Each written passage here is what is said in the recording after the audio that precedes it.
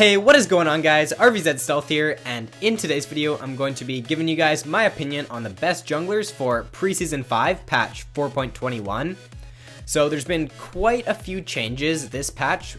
A lot of the junglers have been nerfed and there's been a lot of changes to the jungle items, so the list is a lot different from last patch.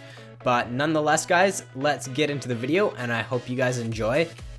So at the number 5 spot this patch, I have Shaco. So pros to Shaco are he's a really strong jungler in the new jungle because of his W. So he can do his first camp without taking any damage at all, which is really strong. And because of this, he is a strong pick because he won't be low on health after doing his first clear. So he can gank if he wants to, and Shaco really thrives in the early game. You want to be ganking early as Shaco because if you don't, then he's pretty weak when he falls behind. So the new jungle, it's not that bad for him because of his boxes, and he is one of the best early game gankers in the game in my opinion because of his Q and his W and his E. It just brings for a lot of CC, and his invisibility on his Q is really strong for ganking as well.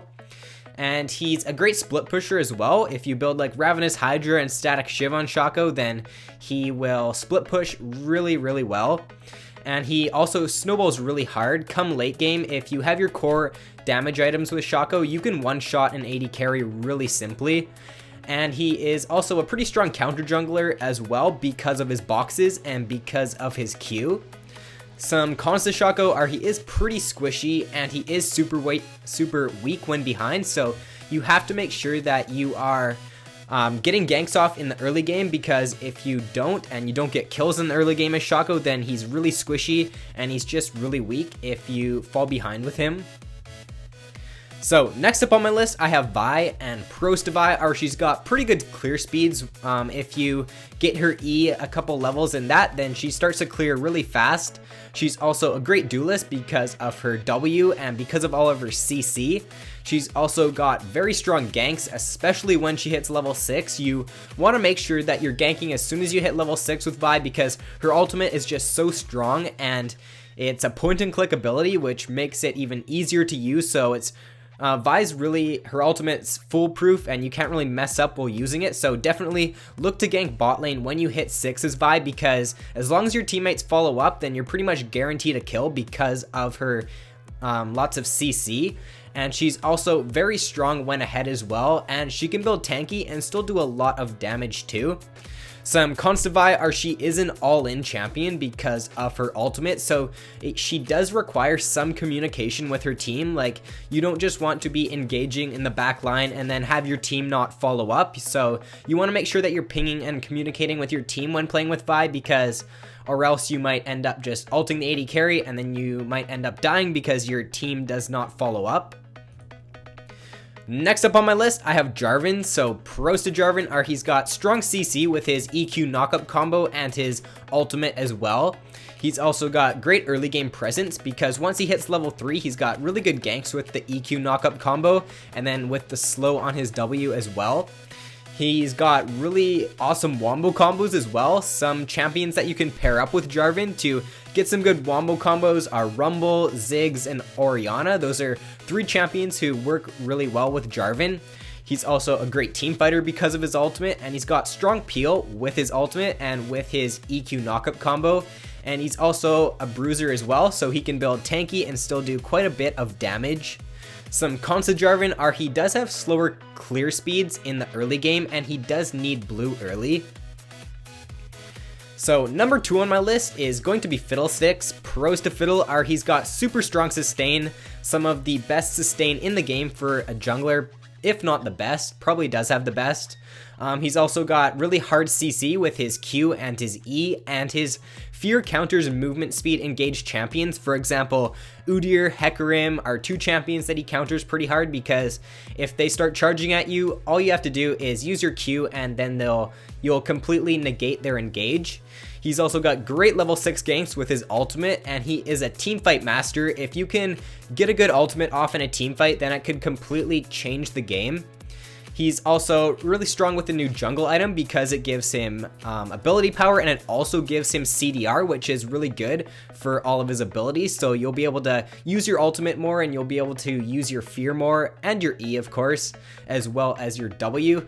And he's useful even when behind because of all of his CC.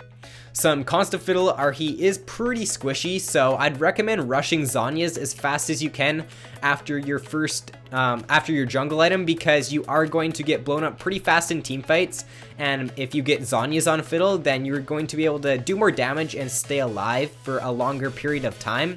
And he also doesn't have any mobility either.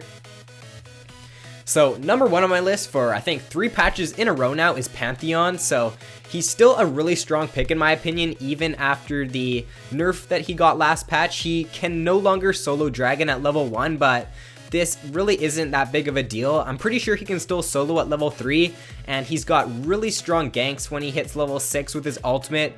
He's even got strong level 3 ganks with his stun on his W, so I just think he's all around a really strong pick for solo queue right now, and he can snowball the game really hard, especially if you gank bot lane at level 6 and you pick up a kill down there. I usually pick up like at least 1 kill when I gank at level 6, and I use my ultimate bot lane, so I definitely recommend playing Pantheon right now, guys, because he's really strong. His passive is also really great for negating damage in the jungle, and he snowballs super hard as well. He's also one of the best counter gankers in the game because of his ultimate, so if you see the enemy jungler ganking a lane, it's really easy to just use your ultimate and completely negate his gank, and you can even turn it around most of the time. He's also a pretty strong duelist as well because of his stun and because of his high amounts of damage that he brings. Cons to Pantheon are he's pretty weak if behind, so you have to make sure that you're ganking in the early game and getting those ganks off down bot lane when you hit level 6 with your ultimate. And he also is pretty mana hungry, so you want to make sure that you're taking blue as Pantheon. And if you're playing against Pantheon, you might want to try to invade his blue. For example, if you're playing someone like Blitzcrank, just go for that invade on Pantheon because it's going to set him behind a lot, and he's going to not be able to clear as well in the early game. So honorable mentions for this patch include Lee Sin, Rek'Sai, Nunu, Xin Zhao, Warwick, and Wukong. And the reason why I have so many champions on my honorable mentions for this patch is because I do think they are all pretty strong picks, so I didn't want to leave any of them out and off of my list.